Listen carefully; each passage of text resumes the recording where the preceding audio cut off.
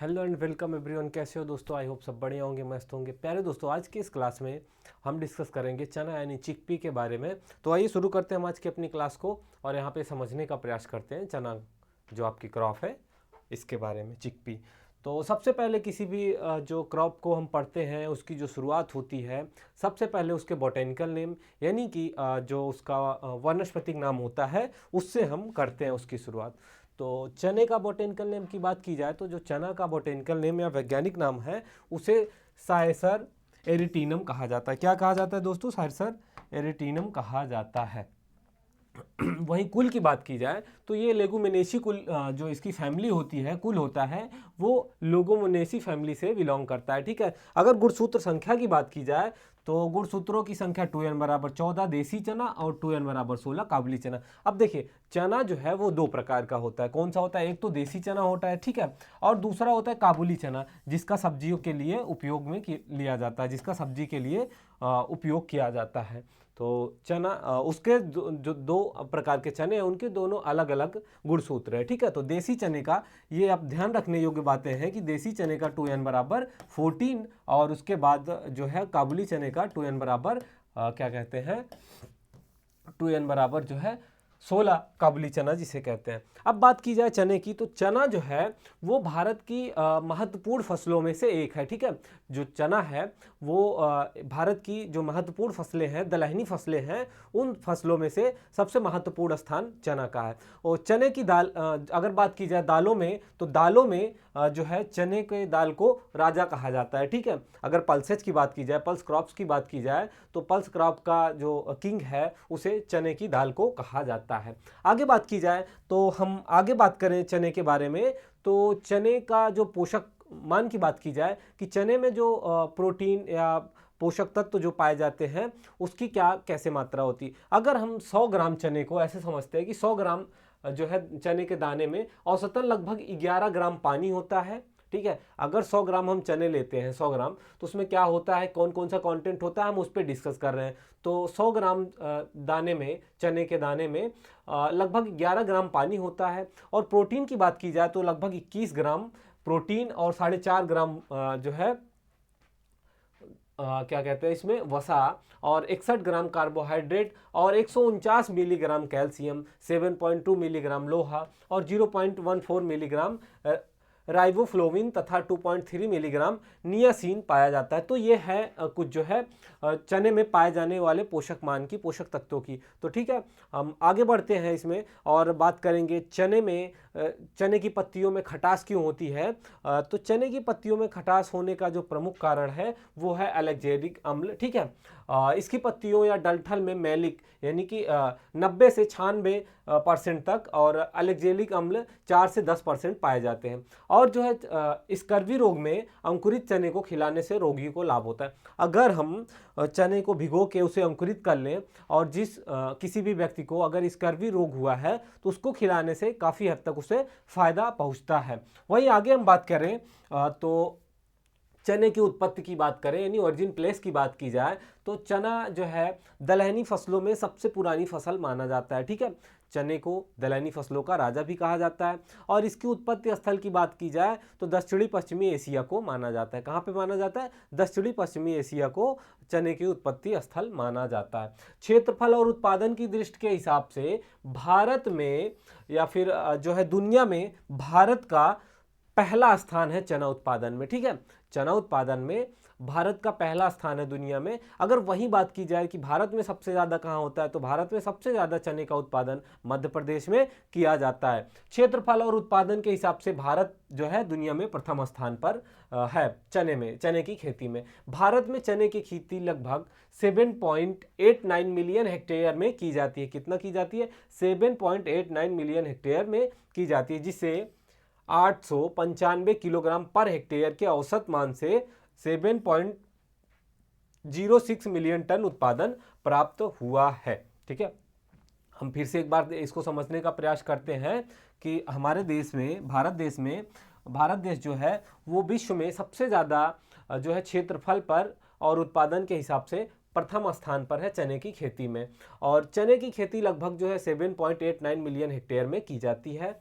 ठीक है। और लगभग पर हेक्टेयर जो है 895 किलोग्राम पर हेक्टेयर के औसत मान से लगभग 7.06 मिलियन टन उत्पादन अब तक चना का प्राप्त हुआ है। भारत में चने का क्षेत्रफल एवं जो है उत्पादन की दृष्टि से मध्य प्रदेश का प्रथम स्थान है, ठीक है। हमने अभी भी चर्चा की कि जो मध्य प्रदेश है भारत का, उसमें सबसे ज़्यादा जो चने का क्षेत्रफल और चने का उत्पादन सबसे ज़्यादा भारत के मध्य प्रदेश राज्य में की जाती है। वही बात की जाए कि अगर चने की खेती के लिए किस प्रकार की जलवायु यानी क्लाइमेट आवश्यक होती है, तो देखिए चना जो है, चने की जो फसल है वो क्या कहते हैं, शुष्क एवं ठंडे जलवायु वाली फसल है, ठीक है।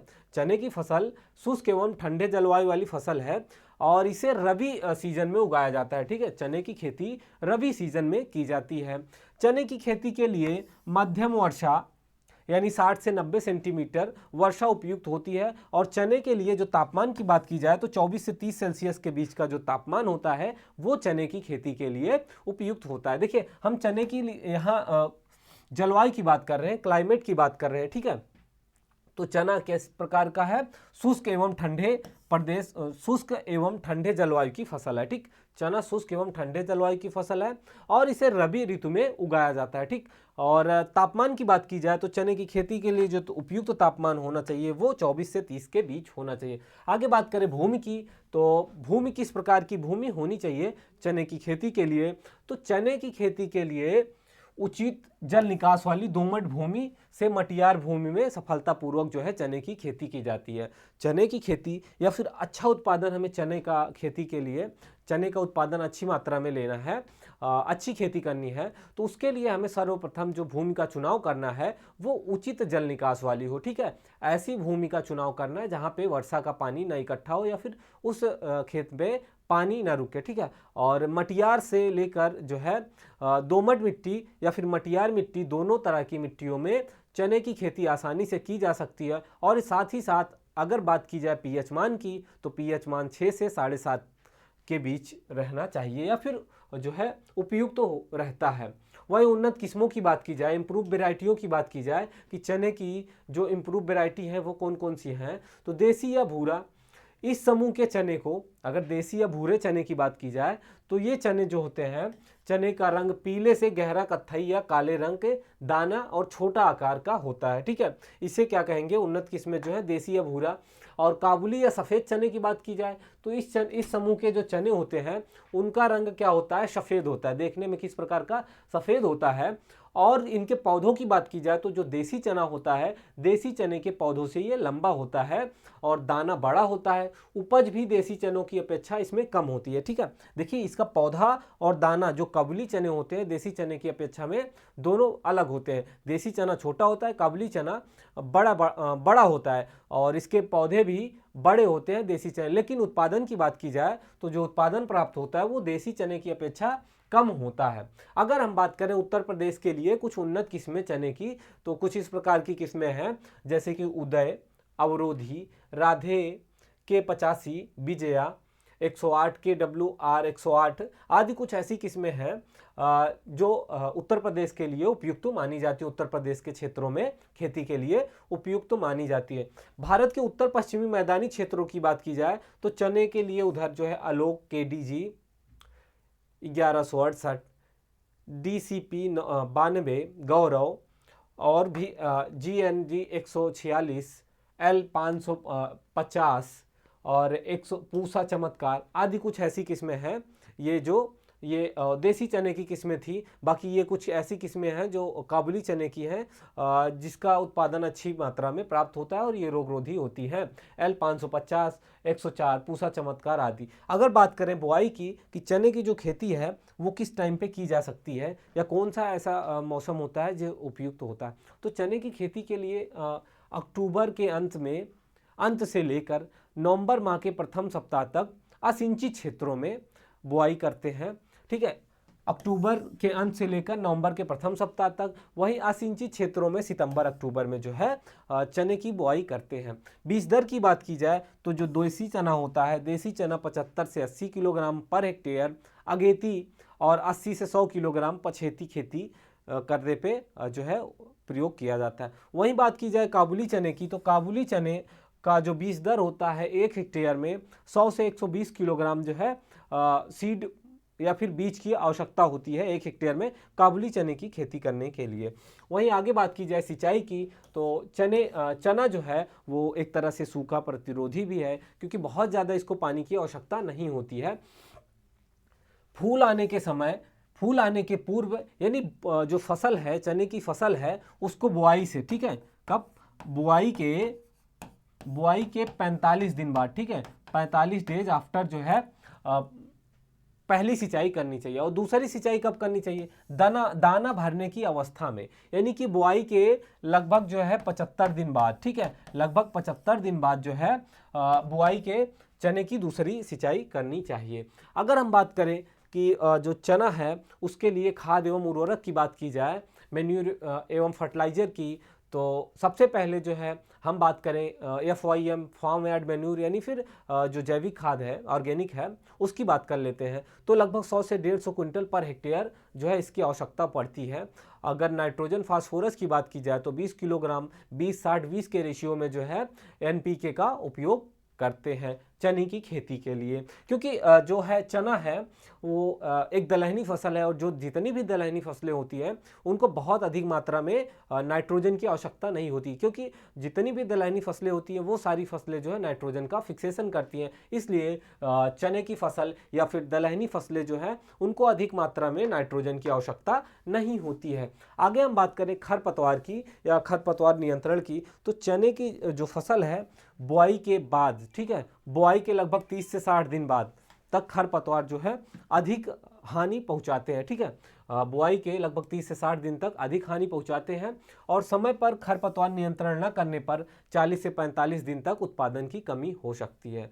फ्यूलोक्लोरीन, बेशालीन जी 1 किलोग्राम सक्रिय तत्व जो है बुआई के पहले, या फिर पेंडामिथिलीन 1 किलोग्राम जो है पर हेक्टेयर अंकुरण से पूर्व 5 से 6 लीटर, यानी कि चना जो है अंकुरित होने से पहले 500 से 600 लीटर पानी में घोल बनाकर क्या करते हैं, इसका छिड़काव करते हैं।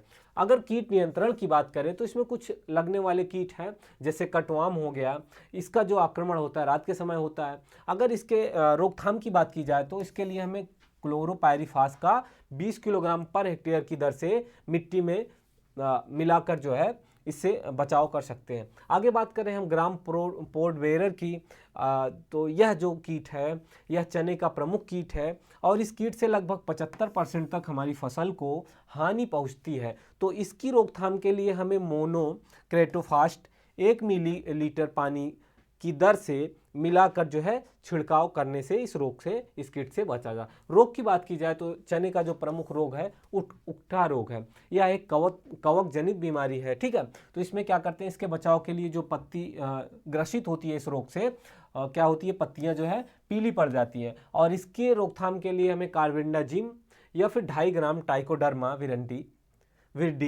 4 ग्राम पर किलोग्राम बीज की दर से क्या करते हैं, उपचारित करते हैं। वहीं बात की जाए प्रतिरोधी किस्मों की, तो इसकी कुछ प्रतिरोधी किस्में हैं, जैसे एक किस्म है अवरोधी, उदय, पूसा 362 आदि, कुछ ऐसी किस्में हैं जो उकठा रोग, क्या है, उकठा रोग जो है प्रतिरोधी किस्में हैं, ठीक है। और जिस भी खेत में जो है अगर उकठा रोग आ रहा है तो हम क्या करते हैं, फसल चक्र का भी वहाँ उपयोग करना चाहिए, या फिर चने की फसल जो है उस खेत में लगभग 3 साल बाद ही फिर दोबारा से चने की खेती करनी चाहिए। इससे क्या होता है, जो उकठा रोग है उसके प्रकोप से बचा जा सकता है।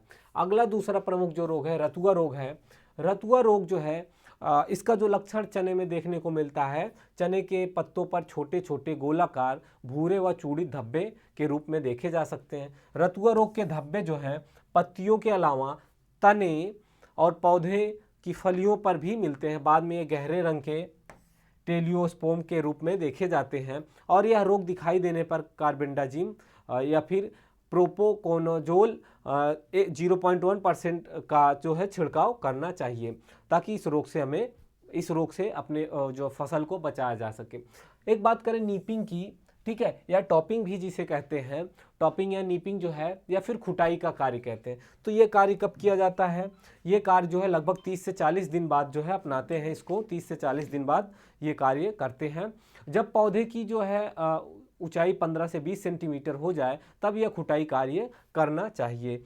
आगे हम बात करें उपज एवं भंडारण की, तो चने का जो है शुद्ध फसल, अगर देसी चने का उत्पादन हम 1 हेक्टेयर में ले रहे हैं तो वहाँ से हमें लगभग 20 से 25 कुंटल पर हेक्टेयर जो है हमें फसल देसी चना प्राप्त होता है। वहीं अगर बात की जाए काबुली चने की, तो काबुली चना जो है 12 से 15 कुंटल पर हेक्टेयर जो है हमें उपज प्राप्त होती है। तो दोस्तों आज की इस क्लास को हम यहीं पे समाप्त करते हैं, मिलते हैं अगली क्लास में। मैं आशा करता हूँ कि आप सबको आज की क्लास ज़रूर पसंद आई होगी। अगर कुछ ना समझ आया तो आप कमेंट के माध्यम से पूछ सकते हैं। जय हिंद, जय भारत।